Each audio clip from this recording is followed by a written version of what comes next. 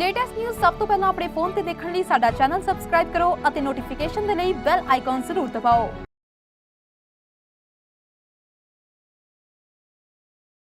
ਸਤਿ ਸ਼੍ਰੀ ਅਕਾਲ ਜੀ, ਹਮਦਰਦ ਟੀਵੀ ਦੇਖਣ ਵਾਲੇ ਸਾਰੇ ਦਰਸ਼ਕਾਂ ਦਾ ਸਵਾਗਤ ਹੈ। ਪ੍ਰੋਗਰਾਮ ਇਮੀਗ੍ਰੇਸ਼ਨ ਮੈਟਰਸ ਵਿੱਚ ਮੈਂ ਹਾਂ ਤਰਨਜੀਤ ਕੌਰ ਘੁੰਮਣ ਹਾਜ਼ਰ ਹਾਂ ਜੀ ਲੈ ਕੇ ਤੁਹਾਡਾ ਆਪਣਾ ਪ੍ਰੋਗਰਾਮ, ਜਿਹਦੇ ਵਿੱਚ ਅਸੀਂ ਗੱਲਬਾਤ ਕਰਾਂਗੇ ਕੈਨੇਡੀਅਨ ਇਮੀਗ੍ਰੇਸ਼ਨ ਸੰਬੰਧੀ।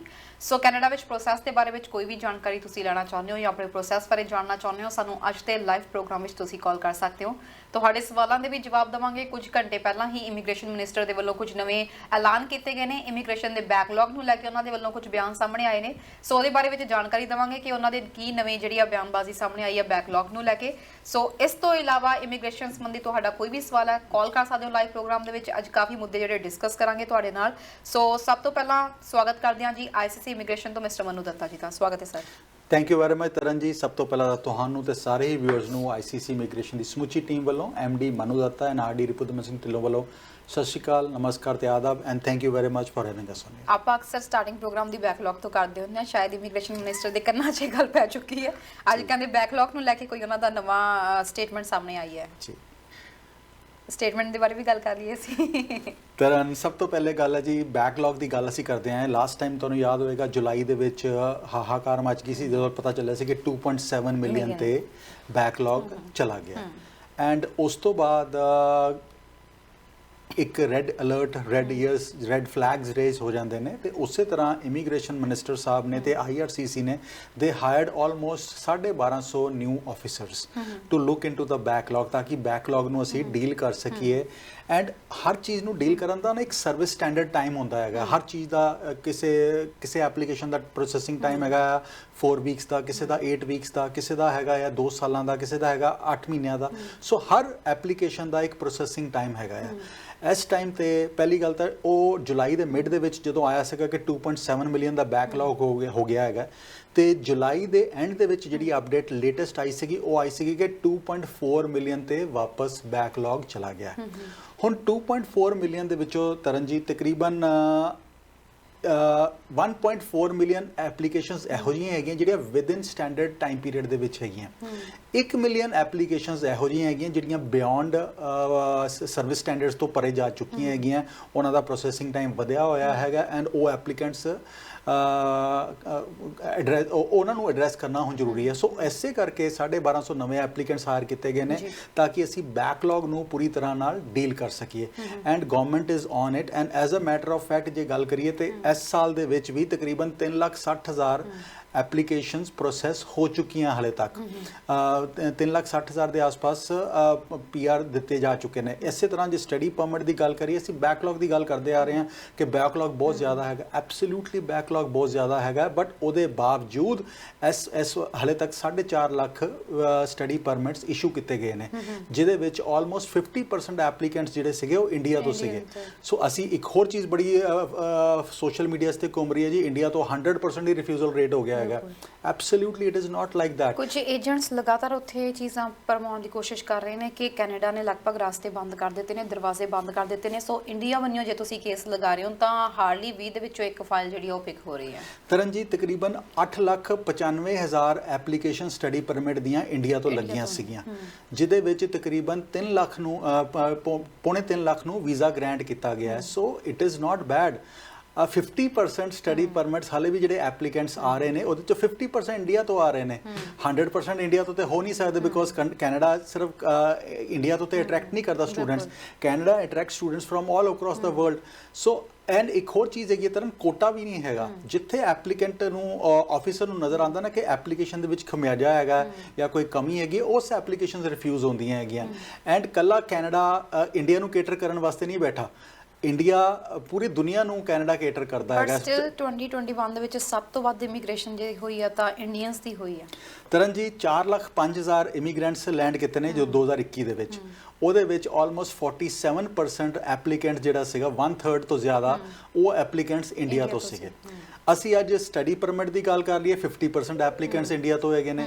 ਅਸੀਂ ਵਰਕ ਪਰਮਿਟ ਦੀ ਗੱਲ ਕਰ ਲਈਏ ਉਹਦੇ ਵਿੱਚ ਸਾਡਾ ਨੰਬਰ ਸਭ ਤੋਂ ਟੌਪ ਤੇ ਹੈਗਾ।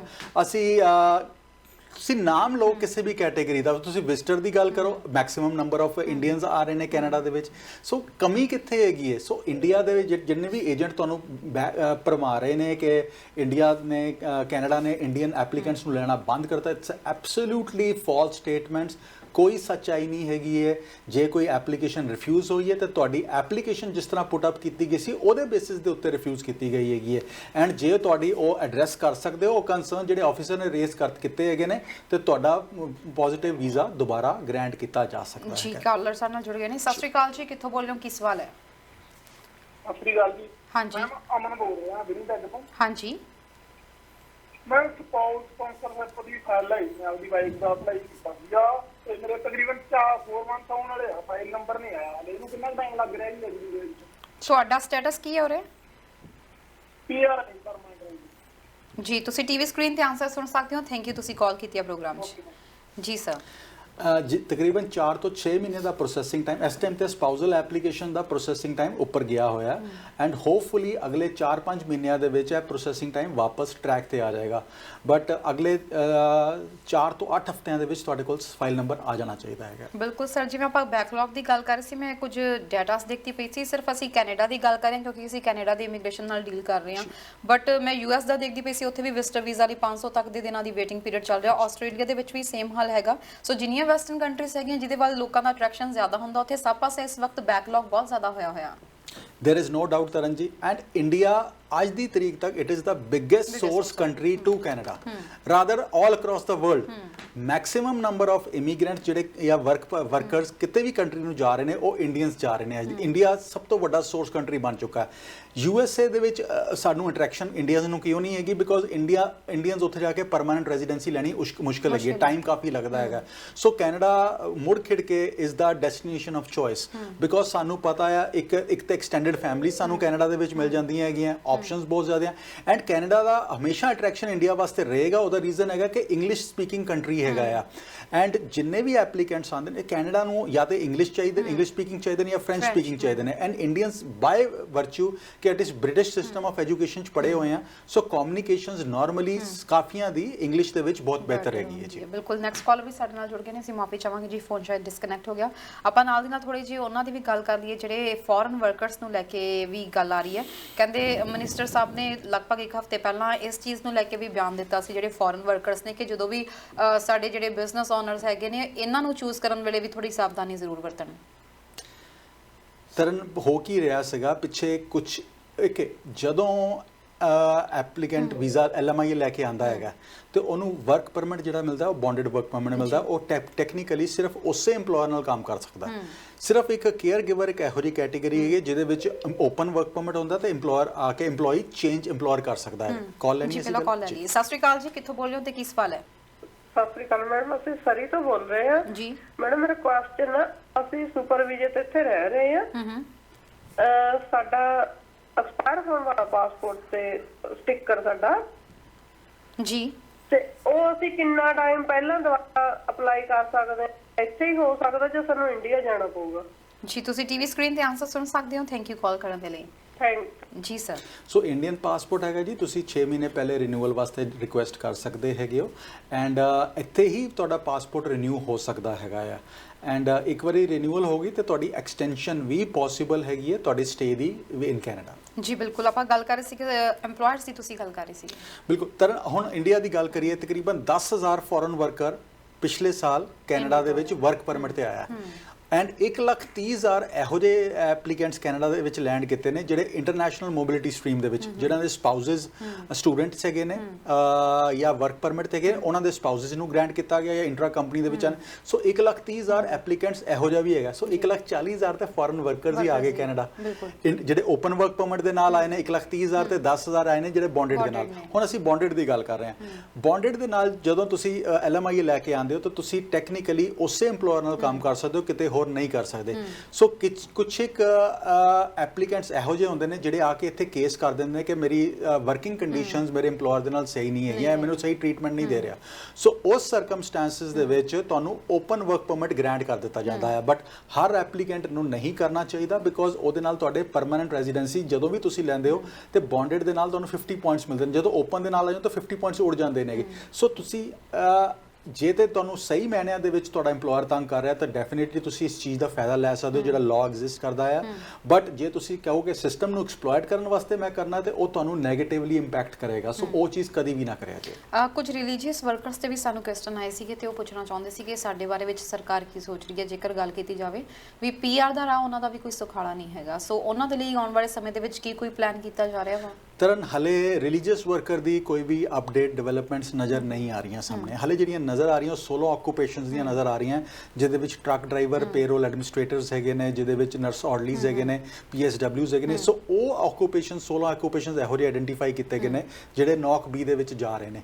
Other than that religious worker ਦੇ ਉੱਤੇ ਕੋਈ ਚੇਂਜਸ ਨਜ਼ਰ ਨਹੀਂ ਆ ਰਹੀਆਂ। ਬਟ ਹਾਂ, ਅੱਜ ਦੀ ਤਰੀਕ ਦੇ ਵਿੱਚ ਮੈਂ ਹਮੇਸ਼ਾ ਬਾਰ-ਬਾਰ ਕਹਿਣਾ ਹੈਗਾ ਕਿ ਜੇ ਤੁਸੀਂ ਰਿਲੀਜੀਅਸ ਵਰਕਰ ਵੀ ਆਏ ਹੋਏ ਹੋ ਤੁਸੀਂ ਕਿਸੇ ਹੋਰ EMPLOYER ਤੋਂ ਵੀਜ਼ਾ ਲੈ ਕੇ PNP ਦਾ ਵੀ ਫਾਇਦਾ ਲੈ ਸਕਦੇ ਹੈਗੇ ਹੋ। ਬਿਕੋਜ਼ ਜੇ ਤੁਹਾਨੂੰ ਆਪਸ਼ਨਸ ਲੱਭ ਹੀ ਰਹੇ ਹੈਗੇ ਹੋ ਤੇ ਲੁੱਕ ਫॉर ਆਪਸ਼ਨਸ ਕਿ ਤੁਹਾਡਾ PNP ਕਿਹੜਾ ਪ੍ਰੋਗਰਾਮ ਇਹੋ ਜਿਹਾ ਹੈ, ਕਿਹੜਾ ਪ੍ਰੋਵਿੰਸ ਇਹੋ ਜਿਹਾ ਹੈ, ਕਿਹੜਾ ਸਟੇਟ ਇਹੋ ਜਿਹਾ ਹੈ, ਕਿਹੜਾ ਕ੍ਰਿਟੀਕਲ ਆਕੂਪੇਸ਼ਨ ਇਹੋ ਜਿਹਾ ਹੈ ਜਿਹਦੇ ਵਿੱਚ ਤੁਸੀਂ ਕੰਮ ਕਰ ਸਕਦੇ ਹੈਗੇ ਹੋ। And critical occupations normally C and D level the jobs ਹੈਗੀਆਂ। ਸੋ C and D level jobs labour and helper jobs ਹੈ, ਉਹਦੇ ਕੋਈ ਖਾਸ ਸਕਿੱਲ ਸੈਟ ਦੀ ਲੋੜ ਨਹੀਂ ਹੈਗੀ ਤੁਹਾਨੂੰ। ਸੋ ਨਹੀਂ ਵੀ ਐਕਸਪੀਰੀਅੰਸ ਹੈਗਾ ਤਾਂ ਵੀ ਤੁਸੀਂ C and D ਦੇ ਵਿੱਚ ਜਾ ਕੇ 1 ਸਾਲ ਕੰਮ ਕਰਨ ਤੋਂ ਬਾਅਦ PNP ਵਾਸਤੇ ਕੁਆਲੀਫਾਈ ਕਰ ਸਕਦੇ ਹੋ। ਸੋ ਉਹਦਾ ਐਡਵਾਂਟੇਜ ਲਓ। ਮੈਂ ਬਾਰ-ਬਾਰ ਕਹਿਣਾ ਤਰਨ, ਹੁਣ ਅਸੀਂ ਬੈਕਲੌਗ ਦੀ ਗੱਲ ਹਮੇਸ਼ਾ ਕਰਦੇ ਹਾਂ ਬਟ ਇਸ ਟਾਈਮ ਤੇ still we have a shortage of over 1 million workers in Canada. ਉਹਦੇ ਵਿੱਚ ਬਹੁਤ ਸਾਰੇ ਫੋਰਨ ਵਰਕਰਸ ਆ ਕੇ ਆਪਣਾ ਸਟੇਟਸ ਚੇਂਜ ਕਰਦੇ ਪਏ ਨੇ। ਸੋ ਐਸੇ ਵਾਸਤੇ ਜਿਹੜਾ ਬੈਕਲੌਗ ਵੀ ਵਧਿਆ ਹੋਇਆ 7.5-8 ਲੱਖ ਤੇ ਉਹ ਜਿਹੀਆਂ ਐਪਲੀਕੇਸ਼ਨ ਜਿਹੜੀ ਵਿਜ਼ਿਟ ਵੀਜ਼ਾ ਦੀ ਲੱਗੀਆਂ ਹੋਈਆਂ।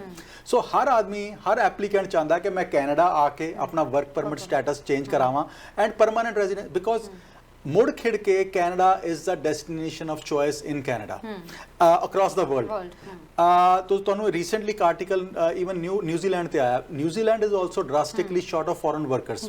ਸੋ ਉਹਨਾਂ ਨੇ ਵੀ ਆਪਣੇ ਲਾਜ਼ ਰੂਲਸ ਚੇਂਜ ਕਰ ਰਹੇ ਨੇ and they want more workers to come in and work for them। But ਉੱਥੇ PR ਪੋਸੀਬਲ ਹੈਗੀ ਹੈ। ਜੇ ਤੇ ਉੱਥੇ PR ਪੋਸੀਬਲ ਹੈ you should make that a destination of choice.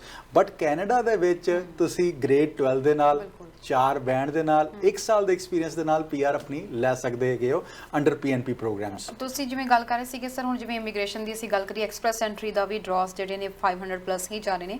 ਅਜੇ ਵਿੱਚ ਕਿਵੇਂ ਜਾਂ ਕਿਹੜੇ ਤਰੀਕਿਆਂ ਦੇ ਨਾਲ ਅਸੀਂ ਜਿਹੜੇ ਆਪਣੇ ਸਕੋਰਸ ਨੂੰ ਥੋੜਾ ਜਿਹਾ ਹਾਈ ਕਰ ਸਕਦੇ ਹਾਂ?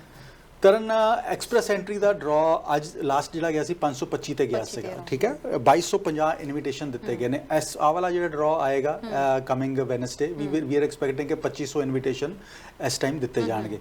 ਬਟ ਜਿਹੜਾ ਸਕੋਰ ਥੱਲੇ ਆਣਾ ਹੈ ਉਹ ਪ੍ਰੋਬਬਲੀ ਅਕਤੂਬਰ ਐਂਡ ਜਾਂ ਨਵੰਬਰ ਦੇ ਵਿੱਚ ਵੀ ਵਿਲ ਸੀ ਜਦੋਂ ਡਰਾਸ ਦਾ ਇਨਵੀਟੇਸ਼ਨਸ ਵਧਣਗੇ। ਹਲੇ ਤਾਂ 2500 ਦੇ ਜਦੋਂ 5000 ਇਨਵੀਟੇਸ਼ਨਸ ਹੋ ਗਏ ਉਦੋਂ ਡਰਾਸਟਿਕਲੀ ਸਕੋਰ ਥੱਲੇ ਆਏਗਾ। ਬਟ ਇਹ ਨਹੀਂ ਕਿ ਤੁਸੀਂ 400 ਤੇ ਆ ਜਾਏਗਾ। 470 475 ਦੇ ਆਸ-ਪਾਸ ਆਉਣ ਦੀ ਉਮੀਦ ਹੈਗੀ ਹੈ। ਬਟ ਐਪਲੀਕੈਂਟਸ ਨੂੰ ਚਾਹੀਦਾ ਹੈਗਾ ਕੱਲਾ 525 ਨਾ ਦੇਖੀ ਜਾਣ, ਆਪਣੇ ਉੱਤੇ ਫੋਕਸ ਕਰਨ ਕਿ ਮੈਂ ਆਪਣਾ ਸਕੋਰ ਕਿਸ ਤਰ੍ਹਾਂ ਇੰਪਰੂਵ ਕਰ ਸਕਦਾ ਹੈਗਾ। ਹੁੰਦਾ ਕੀ ਹੈਗਾ, ਕਈ ਵਾਰੀ ਤੁਸੀਂ ਆਈਲੈਟਸ ਦੇ ਕੇ ਇੱਕ ਵਾਰੀ ਬੈਠ ਜਾਂਦੇ ਹੋ ਕਿ ਮੇਰੇ 8777 ਤੇ ਆਣਾ ਹੀ ਨਹੀਂ ਹੈਗੇ। ਅੱਧਾ ਬੈਂਡ ਵੀ ਕਿਤੋਂ ਇੰਪਰੂਵ ਹੁੰਦਾ ਉਹ ਵੀ ਤੁਹਾਨੂੰ 10-15 ਪੁਆਇੰਟਸ ਐਕਸਟਰਾ ਦੇ ਸਕਦਾ ਹੈਗਾ। ਤੁਹਾਡੀ ਐਜੂਕੇਸ਼ਨ ਤੁਹਾਡੇ ਕੋਲ ਮਾਸਟਰਸ ਹੈਗੀ ਹੈ ਬਟ ਵੈਸਟ ਨੇ ਤੁਹਾਨੂੰ ਇਵੈਲੂਏਸ਼ਨ ਬੈਚਲਰਸ ਦੀ ਦਿੱਤੀ ਹੈ ਜਾਂ 4 ਇਅਰਸ ਬੈਚਲਰਸ ਦਿੱਤੀ ਹੈ ਤੇ ਗੋ ਟੂ ਆਈਕੈਸ। ਉਹ ਥੋੜੇ ਜਿਹੇ ਪੈਸੇ ਐਕਸਟਰਾ ਲੱਗਣਗੇ, why don't you try that. ਉਹ ਮਾਸਟਰਸ ਦੀ ਅਸੈਸਮੈਂਟ ਮਿਲਦੀ ਹੈ, ਉਹ ਵੀ ਤੁਹਾਨੂੰ ਪੁਆਇੰਟ ਦੇਗਾ। ਉਸ ਤੋਂ ਬਾਅਦ ਤੁਸੀਂ ਸਪਾਊਸ ਦੇ ਆਪਣੀ ਡਿਗਰੀ ਅਸੈਸਮੈਂਟ ਅਸੀਂ ਕਰਾਉਂਦੇ ਹੀ ਨਹੀਂ ਹੈਗੇ ਕਿ ਉਹਦੇ ਤੇ ਪੁਆਇੰਟ ਕਿ 2-4 ਪੁਆਇੰਟਾਂ ਨਾਲ ਕੀ ਫਰਕ ਪੈਣਾ। ਕਈ ਵਾਰੀ ਹਰ ਪੁਆਇੰਟ ਦਾ ਫਰਕ ਪੈਂਦਾ ਹੈਗਾ। ਸਪਾਊਸ ਦਾ ਜੇ ਲੈਂਗੁਏਜ ਟੈਸਟ ਕਰਵਾਉਣਾ ਹੈਗਾ, ਆਈਲੈਟਸ ਕਰਵਾਉਣਾ ਤੇ ਉਹ ਵੀ ਉਹਦੇ ਤੇ ਵੀ ਕੰਮ ਕੀਤਾ ਜਾ ਸਕਦਾ, ਉਹ ਵੀ ਤੁਹਾਨੂੰ ਪੁਆਇੰਟਸ ਵਧਾ ਸਕਦਾ। ਉਸ ਤੋਂ ਬਾਅਦ ਤੁਹਾਨੂੰ ਜੇ ਜੌਬ ਆਫਰ ਮਿਲ ਜਾਂਦੀ ਹੈ ਉਹ ਡਰਾਸਟਿਕਲੀ ਤੁਹਾਨੂੰ ਜੰਪ ਦੇ ਸਕਦੀ ਹੈ। ਇੱਕ ਤਾਂ 50 ਪੁਆਇੰਟਸ ਦਾ ਜੰਪ ਸਟ੍ਰੇਟ ਜੇ ਨੌਕ ਉਹਦੀ ਜੌਬ ਹੈ ਤੇ 200 ਪੁਆਇੰਟ ਦਾ ਜੰਪ ਦੇ ਸਕਦੀ ਹੈ। ਐਂਡ ਉਸ ਤੋਂ ਬਾਅਦ 1 ਸਾਲ ਦਾ ਕੈਨੇਡੀਅਨ ਐਕਸਪੀਰੀਅੰਸ ਜਿਸ ਤਰ੍ਹਾਂ ਹੀ ਤੁਹਾਡਾ ਕੰਪਲੀਟ ਹੁੰਦਾ ਤੁਹਾਡਾ ਅਗੇਨ 30 ਤੋਂ 70 ਪੁਆਇੰਟ ਦਾ ਫਰਕ ਹੋਰ ਪੈ ਜਾਂਦਾ ਤੇ ਤੁਸੀਂ CC ਦੇ ਵਿੱਚ ਤੁਹਾਡੇ PR ਪਿਕ ਹੋਣ ਦੇ ਚਾਂਸਸ ਬਹੁਤ ਜ਼ਿਆਦਾ ਬ੍ਰਾਈਟ ਹੋ ਜਾਂਦੇ ਜੀ। ਗੱਲ ਕਰਾਂਗੇ, ਨੈਕਸਟ ਕਾਲਰ ਜੁੜ ਗਏ ਨੇ। ਸਤਿ ਸ੍ਰੀ ਅਕਾਲ ਜੀ, ਕਿੱਥੋਂ ਬੋਲ ਰਹੇ ਹੋ ਤੇ ਕੀ ਸਵਾਲ ਹੈ? ਸਤਿ ਸ੍ਰੀ ਅਕਾਲ ਜੀ। ਉਹ ਅਸੀਂ ਇਹ ਪੁੱਛਦੇ ਹਾਂ ਜੀ, ਅਸੀਂ ਨਾ ਮੇਰਾ ਲੜਕਾ ਵਰਟਾ ਚ ਅਸੀਂ ਰਹਿੰਦੇ ਹਾਂ, ਉਹਨੂੰ ਸਾਲ ਹੋ ਗਿਆ ਕੰਮ ਕਰਦੇ ਨੂੰ, ਘਰਾਂ ਦਾ ਕੰਮ ਕਰਦੇ ਨੇ ਵੀ ਸਕਿਲਡ ਵਰਕਰ ਆ ਤੇ ਉਹ PNP ਚ 4 ਬੈਂਡ ਨਾਲ ਲਾ ਸਕਦਾ? ਉਹ ਵੀ ਹੁਣ ਹੈਗਾ ਕਾਨੂੰਨ ਜਾਂ TR ਜਾਂ PNP ਲਾਵੇ ਉਹ 4 ਬੈਂਡ ਨੇ ਜੀ? 1 ਮਿੰਟ ਲਈ ਅਲਬਰਟਾ ਦੇ ਵਿੱਚ ਹਾਂਜੀ ਕੁਝ ਪੁੱਛਣਾ ਹੈ? ਸਰ ਦੀ TV ਸਕਰੀਨ ਤੇ ਆਨਸਰ ਸੁਣ ਸਕਦੇ ਹੋ ਜੀ। ਥੈਂਕ ਯੂ ਕਾਲ ਕਰਨ ਦੇ ਲਈ ਜੀ ਸਰ। ਓਕੇ, ਤੁਸੀਂ ਉਹਦੀ ਡਿਟੇਲਸ ਮੇਰੇ ਨਾਲ ਸ਼ੇਅਰ ਕਰ ਦਿਓ ਜੀ ਇੱਕ ਵਾਰੀ। ਬਟ ਐਲਬਰਟਾ ਦੇ ਜਿਹੜੇ ਡਰਾਜ਼ ਹੈਗੇ ਨੇ ਉਹ ਕਾਫੀ ਹਾਈ ਜਾ ਰਹੇ ਨੇ। ਸੋ ਉੱਥੇ ਵੀ ਅਗੇਨ ਆਕੂਪੇਸ਼ਨ ਸਪੈਸੀਫਿਕ ਡਰਾਜ਼ ਜਿਹੜੇ ਹੋ ਰਹੇ ਨੇ ਉਹਦੇ ਵਿੱਚ ਜੇ ਹੋਵੇ ਤੇ ਪਿਕ ਹੋ ਸਕਦਾ, ਪਰ ਤੁਹਾਡੇ ਡਰਾਜ਼ ਕਿੰਨੇ ਬਣਦੇ, ਪੁਆਇੰਟਸ ਕਿੰਨੇ ਬਣਦੇ, ਉਹ ਤੁਹਾਨੂੰ ਅਸੈਸ ਕਰਨਾ ਪਏਗਾ। ਤੁਸੀਂ ਉਹਦੀ ਡਿਟੇਲਸ ਮੇਰੇ ਨਾਲ ਸ਼ੇਅਰ ਕਰ ਦਿਓ ਸਾਡੀ ਈਮੇਲ ਆਈਡੀ ਤੇ ਤੁਹਾਨੂੰ ਅਸੈਸ ਕਰਕੇ we can get back to you. And ਇਹ ਨਹੀਂ ਕਿ ਇਕੱਲਾ Alberta, even Nova Scotia, New Brunswick, Saskatchewan, ਹਰ ਪ੍ਰੋਵਿੰਸ ਦਾ ਇਹੋ ਜਿਹੇ ਆਕੂਪੇਸ਼ਨ ਲਿਸਟ ਹੈਗੀ ਕ੍ਰਿਟੀਕਲ ਆਕੂਪੇਸ਼ਨ ਜਿਹਦੇ ਵਿੱਚ ਤੁਸੀਂ ਕੁਆਲੀਫਾਈ ਕਰ ਸਕਦੇ ਹੋ।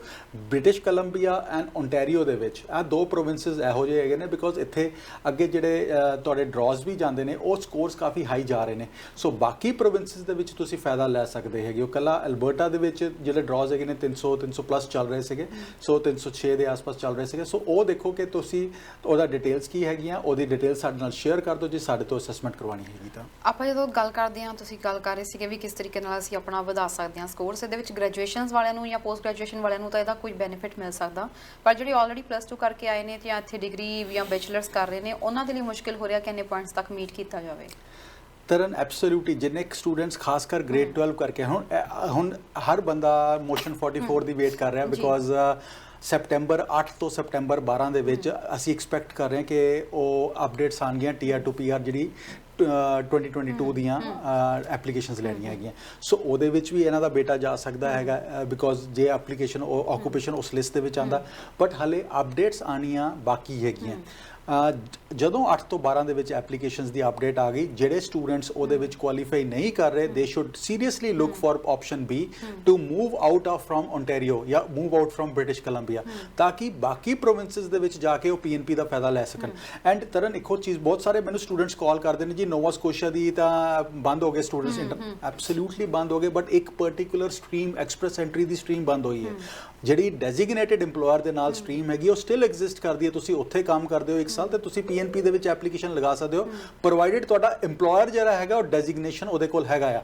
ਹੁਣ ਬਹੁਤ ਸਾਰੇ ਸਟੂਡੈਂਟ ਸਾਨੂੰ ਕਹਿੰਦੇ ਨਹੀਂ ਸਾਨੂੰ ਤਾਂ ਪਤਾ ਹੀ ਨਹੀਂ। ਤੁਸੀਂ ਜਿਹੜਾ ਸਟੂਡੈਂਟ ਉੱਥੇ ਬੈਠਾ ਹੈਗਾ, ਜੇ ਤੁਹਾਨੂੰ ਨਹੀਂ ਪਤਾ EMPLOYER ਡੈਜ਼ਿਗਨੇਸ਼ਨ ਕਰਵਾਉਣਾ ਚਾਹੁੰਦੇ ਹੋ ਤੇ ਤੁਸੀਂ ICC ਨਾਲ ਕੰਟੈਕਟ ਕਰ ਸਕਦੇ ਹੋ। ਤੁਸੀਂ ਕ੍ਰਾਸ ਕੈਨੇਡਾ ਕਿਤੇ ਵੀ ਬੈਠੇ ਹੋ, we can assist you with all your applications, whether ਉਹ ਜੌਬ ਆਫਰ ਵਾਸਤੇ ਹੈ, PNP ਵਾਸਤੇ ਹੈ, EMPLOYER ਦੇ ਡੈਜ਼ਿਗਨੇਸ਼ਨ ਵਾਸਤੇ, and we can assist you and help you with all such applications. ਜੀ ਨੈਕਸਟ ਕਾਲਰ ਜੁੜ ਗਏ ਨੇ। ਸਤਿ ਸ਼੍ਰੀ ਅਕਾਲ ਜੀ, ਕਿੱਥੋਂ ਬੋਲ ਰਹੇ ਹੋ, ਕੀ ਸਵਾਲ ਹੈ? ਸਤਿ ਸ਼੍ਰੀ ਅਕਾਲ ਜੀ, ਮੇਰਾ ਨਾਮ ਮਨਦੀਪ ਢਾਲੀਵਾਲਾ, ਮੈਂ ਬ੍ਰਿਟਿਸ਼ ਕੋਲੰਬੀਆ ਤੋਂ ਹਾਂ ਤੇ ਮੇਰੀ Tier 2 PR ਪਾਥਵੇ ਦੇ ਵਿੱਚ ਜੋ ਪਾਥਵੇ ਆਇਆ ਸੀ 2021 ਦੇ ਵਿੱਚ, ਉਹਦੇ ਚ ਫਾਈਲ ਲੱਗੀ ਹੋਈ ਆ। ਮੈਂ ਨੈਨੀ ਦਾ ਕੀਤਾ ਹੋਇਆ ਸੀਗਾ, ਮੇਰੇ ਕੋਲ ਐਕਸਪੀਰੀਅੰਸ ਸੀਗਾ ਤੇ ਫਿਰ ਸਾਡਾ ਹੁਣ ਓਪਨ ਵੀ ਪੈ ਗਿਆ ਸੀਗਾ ਤੇ ਓਪਨ ਤੋਂ ਬਾਅਦ ਹੁਣ ਮੇਰੇ ਕੋਲ 3 ਮਹੀਨੇ ਰਹਿ ਗਏ। ਮੇਰਾ ਦਸੰਬਰ ਚ ਉਹ ਡਿਊ ਹੈਗਾ ਤੇ ਮੈਂ ਪ੍ਰੈਗਨੈਂਟ ਆਂਗੀ। ਮੇਰੇ ਕੋਲ 3 ਮਹੀਨਿਆਂ ਦਾ MSP ਕਾਰਡ ਹੈਗਾ, ਮੇਰੇ ਹਸਬੈਂਡ ਦੇ ਬਾਇਓਮੈਟ੍ਰਿਕ ਵੀ ਹੋ ਕੇ ਆ ਗਏ, ਸਾਡਾ ਮੈਡੀਕਲ ਵੀ ਇੰਪਰੂਵ ਹੋ ਗਿਆ ਹੈਗਾ, ਸਾਰਾ ਕੁਝ ਹੋ ਗਿਆ ਡਨ, ਪਰ ਡਿਸੀਜਨ ਨਹੀਂ ਆ ਰਿਹਾ ਕੋਈ ਵੀ ਵਿਡਰੋ ਕੋਈ। ਜੀ ਸਰ ਕੁਝ ਪੁੱਛਣਾ? ਟੀਵੀ ਸਕਰੀਨ ਤੇ ਆਨਸਰ ਸੁਣ ਸਕਦੇ ਹੋ ਜੀ। Thank you so much call ਕਰਨ ਦੇ ਲਈ। ਜੀ ਜੀ ਸਰ, ਹੋਪਫੁਲੀ ਤੁਹਾਡਾ visa will get done in next 3 months and because 40,000 ਦਾ ਕੋਟਾ ਸੀਗਾ ਇਸ ਸਾਲ ਦਾ, ਜਿਹਦੇ ਵਿੱਚ 30,000 ਇਨਵੀਟੇਸ਼ਨ 30,000 Tier 2 PR ਨੂੰ ਆਲਰੇਡੀ ਵੀਜ਼ਾ ਗ੍ਰਾਂਟ ਕਰ ਦਿੱਤਾ ਗਿਆ। ਸੋ 10,000 ਐਪਲੀਕੇਸ਼ਨ ਦੇ ਆਸ-ਪਾਸ ਆ still to be processed and hopefully ਅਗਲੇ 3 ਤੋਂ 4 ਮਹੀਨਿਆਂ ਦੇ ਵਿੱਚ everything will get done and hopefully everything gets resolved for you. ਬਿਲਕੁਲ ਸਰ, ਤੇ ਅਸੀਂ ਗੱਲ ਕਰੀ ਥੋੜਾ ਜਿਹਾ ਵਾਪਸ ਆਪਣੇ ਟੌਪਿਕ ਤੇ ਉੱਤੇ ਆਈਏ। ਸੋ ਇਹਦੇ ਬਾਰੇ ਵੀ ਥੋੜਾ ਜਿਹਾ ਜਾਣਕਾਰੀ ਦਿਓ। ਆਪਾਂ ਅੱਗੇ ਵੀ ਗੱਲ ਕਰ ਰਹੇ ਸੀ ਕਿ ਜਿਹੜੇ parents and grand parents the applications ਜਿਹੜੀਆਂ ਨੇ ਅਗਸਤ ਸੈਪਟੈਂਬਰ ਦੇ ਵਿੱਚ ਸ਼ਾਇਦ ਕੁਝ ਇਸ ਦੇ ਬਾਰੇ ਸੁਣਨ ਨੂੰ ਮਿਲ ਸਕਦਾ, ਪਰ ਅਜੇ ਤੱਕ ਮਿਨਿਸਟਰ ਦੀ ਜਿਹੜੀ ਵੀ ਸਟੇਟਮੈਂਟ ਆ ਰਹੀ ਹੈ ਇਹਦੇ ਬਾਰੇ ਵਿੱਚ ਅਜੇ ਕੋਈ ਗੱਲ ਨਹੀਂ ਹੋ ਰਹੀ ਹੈਗੀ ਇਸ ਦੇ ਬਾਰੇ। ਤਰਨ ਅਕਤੂਬਰ ਦੇ ਵਿੱਚ ਅਸੀਂ ਐਕਸਪੈਕਟ ਕਰ ਰਹੇ ਹਾਂ ਕਿ ਸੈਪਟੈਂਬਰ ਦੇ ਵਿੱਚ ਅਪਡੇਟ ਆਏਗੀ ਐਂਡ ਅਕਤੂਬਰ ਐਂਡ ਨਵੰਬਰ ਦੇ ਵਿੱਚ ਉਹ ਐਪਲੀਕੇਸ਼ਨਸ ਉਹ ਵਿੰਡੋ ਦੇ ਵਿੱਚ ਐਕਸੈਪਟ ਕੀਤੀਆਂ ਜਾਣਗੀਆਂ। ਸੋ ਐਕਸਪ੍ਰੈਸ਼ਨ ਆਫ ਇੰਟਰਸਟ ਉਸ ਟਾਈਮ ਤੇ ਲਿੱਤੇ ਜਾਣਗੇ। ਹੋਪਫੁਲੀ 3 ਹਫ਼ਤਿਆਂ ਦਾ ਟਾਈਮ ਦਿੱਤਾ ਜਾਏਗਾ ਤੇ ਜਿੰਨੇ ਵੀ ਦੋਸਤ ਆਪਣੇ ਪੇਰੈਂਟਸ ਗ੍ਰੈਂਡ ਪੇਰੈਂਟਸ ਨੂੰ ਸਪਾਂਸਰ ਕਰਨਾ ਚਾਹੁੰਦੇ ਨੇ, ਆਪਣੇ ਨੋਟਿਸ ਆਫ ਅਸੈਸਮੈਂਟ, ਆਪਣੇ ਪੇਰੈਂਟਸ ਗ੍ਰੈਂਡ ਪੇਰੈਂਟਸ ਦੇ ਪਾਸਪੋਰਟਸ, ਆਪਣੇ ਰਿਲੇਸ਼ਨਸ਼ਿਪ ਪ੍ਰੂਫਸ, ਉਹ ਸਾਰੀ ਚੀਜ਼ਾਂ ਨੂੰ ਡਾਕੂਮੈਂਟੇਸ਼ਨਸ ਹੁਣੇ ਕਰਨਾ ਸ਼ੁਰੂ ਕਰ ਦਿਓ ਤਾਂ ਕਿ ਜਿਸ ਤਰ੍ਹਾਂ ਹੀ ਇਹ ਐਪਲੀਕੇਸ਼ਨਸ ਖੁੱਲ੍ਹਦੀਆਂ ਤੁਸੀਂ you are in the queue to get into that and hopefully ਕਾਫੀ ਦੋਸਤਾਂ ਦੀ ਨਵੀਆਂ ਐਪਲੀਕੇਸ਼ਨ ਲਿੱਤੇ ਜਾਣਗੇ ਬਿਕੋਜ਼ ਪਿਛਲੀ ਵਾਰੀ ਬਹੁਤ ਸਾਰੇ ਲੋਕਾਂ ਦੀ ਕੰਪਲੇਂਟ ਸੀਗੀ ਕਿ 30,000 ਐਪਲੀਕੇਸ਼ਨ ਤਾਂ ਪਿਛਲੇ ਜਿਹੜਾ ਨੇ ਐਕਸਪ੍ਰੈਸ਼ਨ ਦਿੱਤਾ ਸੀ ਉਹਦੇ ਵਿੱਚ ਵੀ ਪਿਕ ਹੋਈਆਂ। ਐਬਸੋਲੂਟਲੀ ਜੀ, ਇਸ ਵਾਰੀ hopefully we will have new applications being asked for. ਇਸ ਵਾਰੀ ਕੋਈ ਕੈਪ ਵਧਾਉਣ ਦੀ ਆਸ਼ਾ ਹੈਗੀ ਹੈ ਜਾਂ ਫਿਰ ਨਹੀਂ?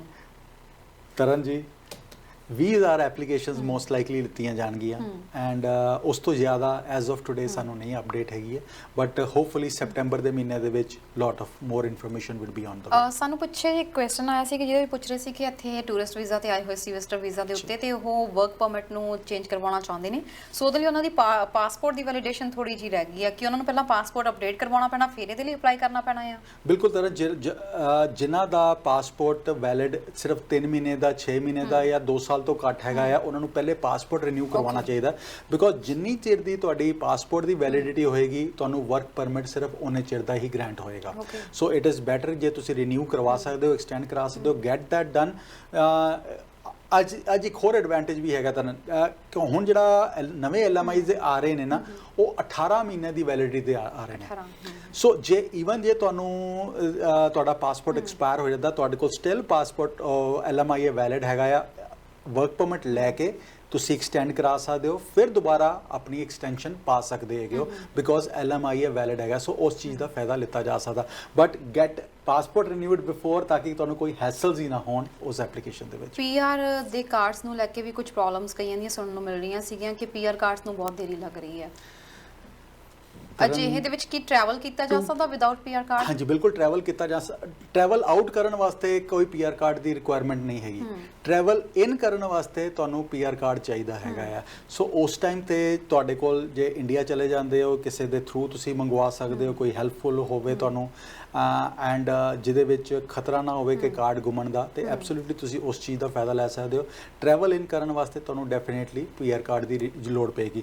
ਐਂਡ ਬਹੁਤ ਸਾਰੇ ਐਪਲੀਕੈਂਟਸ ਇਹੋ ਜਿਹੇ ਵੀ ਹੁੰਦੇ ਨੇ ਕਿ ਕਈ ਵਾਰੀ ਐਕਸੀਡੈਂਸੀ ਦੇ ਵਿੱਚ ਟਰੈਵਲ ਕਰਨਾ ਪੈਂਦਾ, USA ਦਾ ਵੀਜ਼ਾ ਹੋਵੇ ਤਾਂ USA ਤੋਂ ਤੁਸੀਂ ਬਾਰਡਰ ਦੇ ਅੰਦਰ ਵੀ ਆ ਸਕਦੇ ਹੈਗੇ। ਸਰ ਕਈ ਐਵੇਂ ਦੇ ਵੀ ਇੱਥੇ ਟਰੈਵਲਰਸ ਆਉਂਦੇ ਨੇ ਜਿਹੜੇ ਸੋਚਦੇ ਨੇ ਕਿ ਕੈਨੇਡਾ ਵਿੱਚ ਵਰਕ ਪਰਮਿਟ ਲੈਣ ਨਾਲੋਂ ਜੇ ਅਸੀਂ ਆਪਣਾ ਬਿਜ਼ਨਸ ਖੁਦ ਆਪਣਾ ਖੋਲ੍ਹਣਾ ਚਾਹੀਏ ਤਾਂ ਉਹਦੇ ਲਈ ਓਪਰਚੁਨਿਟੀਜ਼ ਕਿਵੇਂ ਦੀਆਂ ਹੋ ਸਕਦੀਆਂ ਨੇ, ਜਾਂ ਕਿਹੜੀ ਪ੍ਰੋਵਿੰਸ ਬੈਟਰ ਹੋ ਸਕਦੀ ਆ? ਤਰਨ ਜੀ ਅੱਜ ਦੀ ਤਰੀਕ ਦੇ ਵਿੱਚ ਮੈਂ ਕਹਿੰਦਾ ਕਿ ਜੇ ਤੁਹਾਡੀ ਏਜ 50 ਦੇ ਆਸ-ਪਾਸ ਹੈਗੀ ਹੈ, 52 ਤੱਕ ਵੀ ਹੈਗੀ ਹੈ, 53 ਤੱਕ ਵੀ ਹੈਗੀ ਹੈ, 54 ਤੋਂ ਥੱਲੇ ਹੈਗੀ ਹੈ, ਤੇ ਤਾਂ ਵੀ Nova Scotia, New Brunswick are amazing provinces. New Brunswick ਤੇ ਤੁਸੀਂ 59 ਤੱਕ ਵੀ ਤੁਸੀਂ ਆਪਣੀ PNP ਅਪਲਾਈ ਕਰ ਸਕਦੇ ਹੋ, ਬਟ ਨਿਊ ਬ੍ਰੰਸਵਿਕ ਦੇ ਵਿੱਚ 55 ਦੀ ਏਜ ਹੈਗੀ ਹੈ। ਸੋ ਜਿੱਥੇ ਤੁਹਾਨੂੰ ਜੌਬ ਮਿਲ ਜਾਵੇ, ਕ੍ਰਿਟੀਕਲ ਆਕੂਪੇਸ਼ਨ ਦੇ ਵਿੱਚ ਜੌਬ ਹੋਵੇ, 1 ਸਾਲ ਜੌਬ ਕਰੋ, ਗ੍ਰੇਡ 12 ਤੁਹਾਡੇ ਕੋਲ ਮਿਨੀਮਮ ਅਸੈਸਮੈਂਟ 12th ਦੀ ਹੋਣੀ ਚਾਹੀਦੀ ਹੈ, 4 ਬੈਂਡ ਦੇ ਨਾਲ ਤੁਸੀਂ PR ਵਾਸਤੇ ਐਲੀਜੀਬਿਲਟੀ ਬਣ ਜਾਂਦੇ ਹੋ। ਇਸ ਤੋਂ ਬੈਟਰ ਨਹੀਂ ਹੋ ਸਕਦੀ। ਮੈਂ ਬਾਰ-ਬਾਰ ਕਹਿਣਾ ਕਿ this probably is the best time ਜੇ ਤੁਸੀਂ ਵਿਜ਼ਟਰ ਤੇ ਆਏ ਹੋਏ ਹੋ ਕੈਨੇਡਾ ਦੇ ਵਿੱਚ, ਵਰਕ ਪਰਮਿਟ ਲਓ, LMI ਲੈ ਕੇ ਆਪਣਾ ਵਰਕ ਪਰਮਿਟ ਲੈ ਕੇ PNP ਵਾਸਤੇ ਤੇ ਕੁਆਲੀਫਾਈ ਹੋ ਜਾਓ। ਸਾਲ ਬਾਅਦ ਤੁਹਾਡੀ ਫੈਮਿਲੀ ਵੀ ਤੁਹਾਨੂੰ ਉਸੇ ਤਰ੍ਹਾਂ ਜੁਆਇਨ ਕਰ ਜਾਏਗੀ, ਬੱਚਿਆਂ ਨੂੰ ਸਟੱਡੀ ਪਰਮਿਟ ਮਿਲ ਜਾਏਗਾ, they can go to school, ਤੁਹਾਡੇ ਸਪਾਊਸ ਨੂੰ ਓਪਨ ਵਰਕ ਪਰਮਿਟ ਮਿਲ ਜਾਏਗਾ, he or she can work in the meantime, and this is the best time to take advantage of these programmes. ਕੋਈ ਵੀ ਤੁਸੀਂ information, visitor ਕੋਈ ਆਇਆ ਹੋਇਆ, ਕੋਈ ਇਨਫੋਰਮੇਸ਼ਨ ਲੈਣਾ ਚਾਹੁੰਦੇ ਹੋ ਤੇ ICC ਨਾਲ ਸਾਨੂੰ ਕੰਟੈਕਟ ਕਰ ਸਕਦੇ ਹੋ। ਐਂਡ ਜੇ ਤੁਸੀਂ ਬਿਜ਼ਨਸਮੈਨ ਹੈਗੇ ਹੋ, ਤੁਸੀਂ ਬਿਜ਼ਨਸ ਬਾਏ ਕਰਨਾ ਚਾਹੁੰਦੇ ਹੋ ਤੇ ਤੁਸੀਂ ਓਨਰ ਓਪਰੇਟਡ ਕੈਟੇਗਰੀ ਦੇ ਵਿੱਚ ਆਰਾਮ ਨਾਲ LMI ਲੈ ਕੇ ਵਰਕ ਪਰਮਿਟ ਲੈ ਸਕਦੇ ਹੈਗੇ ਹੋ। ਐਂਡ ਬਟ ਕੱਲਾ ਵਰਕ ਪਰਮਿਟ ਲੈਣਾ is not N intention. Work permit ਤੋਂ ਬਾਅਦ ਤੁਹਾਡੀ ਪਰਮਾਨੈਂਟ ਰੈਜ਼ੀਡੈਂਸੀ ਹੋ ਰਹੀ ਹੈ ਜਾਂ ਨਹੀਂ ਹੋ ਰਹੀ, ਉਹਦੇ ਦੇ ਉੱਤੇ ਤੁਹਾਨੂੰ ਜ਼ਰੂਰ ਚੈੱਕ ਕਰਨਾ ਹੈ ਆਪਣੇ ਕੰਸਲਟੈਂਟ ਲਾਇਰ ਨਾਲ, ਬਿਕੋਜ਼ ਬਹੁਤ ਸਾਰੇ ਐਪਲੀਕੈਂਟਸ ਓਨਰ ਓਪਰੇਟਰ ਦੇ ਵਿੱਚ ਇਹੋ ਜਿਹੇ ਆਉਂਦੇ ਨੇ ਤਰਨ ਜਿਹੜੇ PR ਵਾਸਤੇ ਕੱਲ ਨੂੰ ਕੁਆਲੀਫਾਈ ਨਹੀਂ ਹੋਣਗੇ, ਬਿਕੋਜ਼ ਹੁਣ ਓਨਰ ਓਪਰੇਟਰ ਦੇ ਵਿੱਚ 200 ਪੁਆਇੰਟ ਦਾ LMI ਨਹੀਂ ਗ੍ਰਾਂਟ ਹੋ ਰਿਹਾ, 50 ਪੁਆਇੰਟਸ ਦਾ LMI ਗ੍ਰਾਂਟ ਹੋ ਰਿਹਾ। ਸੋ ਜੇ 50 ਪੁਆਇੰਟਸ ਨਾਲ ਤੁਹਾਡੀ ਪਰਮਾਨੈਂਟ ਰੈਜ਼ੀਡੈਂਸੀ, 1 ਸਾਲ ਦੇ ਐਕਸਪੀਰੀਅੰਸ ਨਾਲ ਰੈਜ਼ੀਡੈਂਸੀ ਹੋ ਰਹੀ ਹੈ ਤੇ ਗੋ ਫॉर ਇਟ, ਨਹੀਂ ਤਾਂ ਗੋ ਟੂ ਦੈਟ ਪ੍ਰੋਵਿੰਸ ਜਿੱਥੇ ਤੁਸੀਂ ਆਰਾਮ ਨਾਲ 1 ਸਾਲ ਬਾਅਦ PNP ਵਾਸਤੇ ਕੁਆਲੀਫਾਈ, ਉੱਥੋਂ ਉਸ ਪ੍ਰੋਵਿੰਸ ਦੇ ਵਿੱਚ ਜਾ ਕੇ ਬਿਜ਼ਨਸ ਬਾਏ ਕਰੋ। ਜੀ ਸਾਡੇ ਨਾਲ ਕਾਲਰ ਜੁੜ ਗਏ ਨੇ। ਸਤਿ ਸ਼੍ਰੀ ਅਕਾਲ ਜੀ, ਕਿੱਥੋਂ ਬੋਲ ਰਹੇ ਹੋ, ਕੀ ਸਵਾਲ ਹੈ? ਡਾਇਰੈਕਟਰੀ ਤੋਂ ਬੋਲ ਰਹੇ ਹਾਂ। ਹਾਂਜੀ ਸਰ ਜੀ, ਮੇਰੀ ਮਦਰ ਦੀ HNC ਦੀ ਫਾਈਲ ਆਈ ਸੀ ਪਿਛਲੇ ਸਾਲ ਤੇ ਉਦੋਂ ਉਹਨਾਂ ਨੇ 15 ਮੰਥ ਲਿਖੇ ਸੀ ਤੇ ਹੁਣ 14 ਹੋ ਗਏ ਵੈਸੇ ਮੰਥ, ਤੇ ਹੁਣ ਐਤਕੀ ਰਾਈਟ ਵੇ HNC ਦਾ ਪ੍ਰੋਸੈਸਿੰਗ ਟਾਈਮ 20 ਮੰਥ ਦਿਖਾ ਰਹੇ ਹੈ, ਤੇ ਇਹ ਆਪਣੇ 20 ਮੰਥ ਦੇ ਹਿਸਾਬ ਨਾਲ ਚੱਲੂਗੇ ਜਾਂ ਪਿਛਲੇ ਸਾਲ 15 ਮੰਥ ਉਹਦੇ ਹਿਸਾਬ ਨਾਲ ਚੱਲੂਗੇ, ਇਹਨਾਂ ਦਾ ਕੋਈ ਟਾਈਮ ਬਾਉਂਡ ਨਹੀਂ ਹੈਗਾ? ਠੀਕ ਹੈ ਜੀ, ਤੁਸੀਂ TV ਸਕਰੀਨ ਤੇ ਆਨਸਰ ਸੁਣ ਸਕਦੇ ਹੋ। ਥੈਂਕ ਯੂ ਕਾਲ ਕਰਨ ਦੇ ਲਈ। ਜੀ ਸਰ, ਅੱਜ ਦਾ ਪ੍ਰੋਸੈਸਿੰਗ ਟਾਈਮ ਦੇਖਿਆ ਜਾਏਗਾ ਜੀ, ਅੱਜ ਦਾ ਜਿਹੜਾ ਪ੍ਰੋਸੈਸਿੰਗ ਟਾਈਮ ਚੱਲ ਰਿਹਾ, ਬਿਕੋਜ਼ ਤੁਹਾਡੀ ਫਾਈਲ ਤੁਹਾਡੇ ਮਦਰ ਦੀ ਹਲੇ ਪ੍ਰੋਸੈਸ ਨਹੀਂ ਹੋਈ, ਐਂਡ ਬਟ ਇਹ ਵੀ ਜਿਹੜੇ processing time 20 month, 15 months, 14 months ਤੇ ਜਿਹੜਾ ਵੇਰੀ ਕਰ ਰਿਹਾ, ਇਹ ਥੋੜੀ ਦੇਰ ਹੋਰ 2-4 ਮਹੀਨੇ ਹੋਰ ਕਰਨਾ and then it will come down, because ਜਿਸ ਤਰ੍ਹਾਂ ਦੇ ਨਵੇਂ ਆਫਿਸਰਸ ਹਾਇਰ ਕੀਤੇ ਜਾ ਰਹੇ ਨੇ, ਨਵੇਂ ਸਟਾਫ ਹਾਇਰ ਕੀਤਾ ਜਾ ਰਿਹਾ, ਐਂਡ ਜਿਸ ਤਰ੍ਹਾਂ immigration minister and IRCC are very serious about the backlogs, hopefully by the end of December ਸਾਰੇ ਜਿਹੜੇ ਪ੍ਰੋਸੈਸਿੰਗ ਟਾਈਮਸ ਹੈਗੇ ਨੇ ਉਹ ਸਰਵਿਸ ਸਟੈਂਡਰਡ ਦੇ ਅੰਦਰ ਆ ਜਾਣਗੇ। ਜੀ ਬਿਲਕੁਲ। ਤੇ ਸਰ ਹੁਣ ਆਪਣਾ ਸਮਾਂ ਲਗਭਗ ਇਜਾਜ਼ਤ ਲੈਂਦਾ ਹੋ ਰਿਹਾ, ਲਾਸਟ ਕਾਲ ਅਸੀਂ ਲੈ ਰਹੇ ਹਾਂ। ਸਤਿ ਸ਼੍ਰੀ ਅਕਾਲ ਜੀ, ਕਿੱਥੋਂ ਬੋਲ ਰਹੇ ਹੋ ਤੇ ਕੀ ਸਵਾਲ ਹੈ? ਸਤਿ ਸ੍ਰੀ ਅਕਾਲ ਜੀ, ਤਰਨਜੀਤ ਕੌਰ ਜੀ, ਤੇ ਉਧਰ ਡਾਕਟਰ ਸਾਹਿਬ ਨੂੰ ਵੀ ਸਤਿ ਸ੍ਰੀ ਅਕਾਲ ਜੀ। ਸਤਿ ਸਤਿ ਸ਼੍ਰੀ ਅਕਾਲ ਜੀ। ਮੈਂ ਇਹਨਾਂ ਪੁੱਛਣਾ ਚਾਹੁੰਦਾ ਸੀ ਜੀ, ਜਿੱਦਾਂ ਆਪਾਂ ਸੁਪਰ ਫੈਮਿਲੀ ਵੀਜ਼ੇ ਤੇ ਆਏ ਆ ਤੇ ਆਪਣੀ ਏਜ 57 ਦੇ ਕਰੀਬ ਹੈਗਾ, ਤੇ ਆਪਾਂ ਕੋਈ ਵਰਕ ਪਰਮਿਟ ਲਈ ਅਪਲਾਈ ਕਰ ਸਕਦੇ ਹਾਂ? ਜੀ ਤੁਸੀਂ ਟੀਵੀ ਸਕਰੀਨ ਤੇ ਆਨਸਰ ਸੁਣ ਸਕਦੇ ਹੋ। ਥੈਂਕ ਯੂ ਕਾਲ ਕਰਨ ਦੇ ਲਈ ਤੁਸੀਂ। ਜੀ ਸਰ। ਜੀ ਹੋਰ ਵੀ ਕੋਈ ਕਾਲ ਹੈ? ਨਹੀਂ, ਸਾਨੂੰ ਅਸੀਂ ਲਾਸਟ ਕਾਲ ਹੀ ਲੈ ਰਹੇ ਹਾਂ।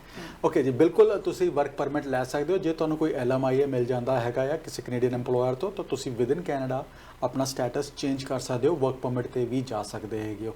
ਐਂਡ ਤੁਸੀਂ ਵਰਕ ਪਰਮਿਟ ਤੇ ਜਾ ਕੇ PNP ਵਾਲੇ ਪਾਸੇ ਜਾ ਕੇ ਆਪਣੀ ਪਰਮਨੈਂਟ ਰੈਜ਼ੀਡੈਂਸੀ ਬਾਰੇ ਵੀ ਸੋਚ ਸਕਦੇ ਹੋ। ਬਟ ਜੇ ਤੁਹਾਡਾ ਬੱਚੇ ਤੁਹਾਨੂੰ ਸਪਾਂਸਰ ਕਰਨ ਜਾ ਰਹੇ ਨੇ ਤੇ this stream can be also simultaneously used for permanent residency. ਜੀ ਬਿਲਕੁਲ ਸਰ, ਤੁਹਾਡੇ ਕੋਲ ਕੁਝ ਵੈਕੈਂਸੀਜ਼ ਹੁੰਦੀਆਂ ਨੇ, ਇਸ ਵਾਰ ਵੀ ਕੁਝ ਹੈਗੀਆਂ ਤੁਹਾਡੇ ਕੋਲ ਆਪਸ਼ਨਸ? ਤਰਨ ਜੀ, ਇੱਕੋ ਹੀ ਚੀਜ਼ ਕਹੂੰਗਾ, ਜਿੰਨੇ ਵੀ ਸਾਨੂੰ ਸਟੂਡੈਂਟਸ ਸੁਣ ਰਹੇ ਨੇ, ਜੇ 18 ਤੋਂ 12 ਤਰੀਕ ਤੱਕ ਦਾ ਵੇਟ ਕਰ ਲਓ, ਸੈਪਟੈਂਬਰ ਤੱਕ ਦਾ।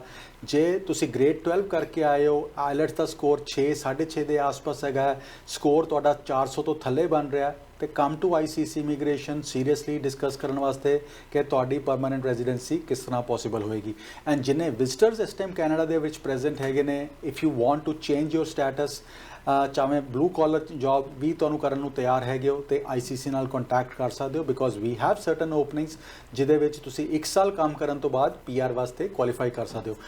ਏਜ 53 ਤੋਂ ਥੱਲੇ ਹੋਵੇ, because Nova Scotia the 55 is the bench age mark, and ਉਸ ਤੋਂ ਬਾਅਦ PNP ਦੀ ਐਪਲੀਕੇਸ਼ਨਸ ਪ੍ਰੋਸੈਸ ਨਹੀਂ ਹੁੰਦੀਆਂ, ਬਿਕੋਜ਼ ਤੁਹਾਡੇ ਕੋਲ 1 ਸਾਲ ਜ਼ਰੂਰ ਹੋਣਾ ਚਾਹੀਦਾ ਬਿਫੋਰ ਯੂ ਟਰਨ 55 ਤਾਂ ਕਿ ਤੁਹਾਡੀ PNP ਲੱਗ ਸਕਦੇ। ਐਂਡ 4 ਬੈਂਡ ਲੈਣ ਦੀ ਕੈਪੈਸਿਟੀ ਹੈਗੀ ਹੈ, ਬਲੂ ਕਾਲਰ ਜੌਬ ਕਰਨ ਵਾਸਤੇ ਤਿਆਰ ਹੋ, ਤੇ ਸਾਡੇ ਕੋਲ ਕੁਝ ਪ੍ਰੀ ਅਪਰੂਵਡ LMIAs ਵੀ ਹੈਗੇ ਨੇ ਜਿਨ੍ਹਾਂ ਤੋਂ ਤੁਸੀਂ ਫਾਇਦਾ ਲੈ ਸਕਦੇ ਹੋ। ਆਪਣੀ ਡਿਟੇਲਸ ਆ ਕੇ ਸ਼ੇਅਰ ਕਰੋ। ਐਂਡ NOC NOC D ਇਹਦੇ ਵਿੱਚ ਤੁਹਾਨੂੰ ਕੋਈ ਖਾਸ ਸਕਿੱਲ ਸੈਟ ਦੀ ਲੋੜ ਨਹੀਂ ਹੈਗੀ ਹੈ, ਬੜੇ ਅੱਛੇ EMPLOYERS ਹੈਗੇ ਨੇ who will help you with your permanent residency application under the designated employer streams as well। ਜੀ thank you so much sir. ਤੁਹਾਡੇ ਨਾਲ ਕਦੋਂ ਕਿਵੇਂ ਕਿੱਥੇ ਕੰਟੈਕਟ ਕਰ ਸਕਦੇ ਹਾਂ? ਤਰਨ ਜੀ, ਸਾਡਾ ਈਮੇਲ ID ਹੈਗਾ info@iccimmigration.ca।